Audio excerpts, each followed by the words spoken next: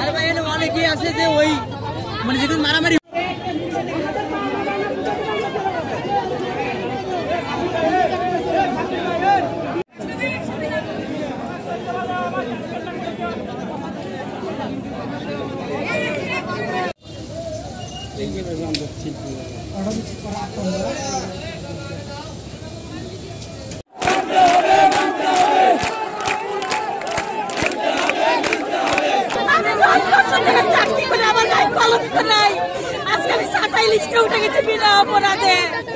আমি কিচ্ছু করি নাই, কেন আমাকে বের করা হয়েছে? বের করে দিচ্ছে আমাদের পাওনা, আমরা কোম্পানির কাছে যে পাওনা পাই সেটা আমাদের বুঝাই দেয়।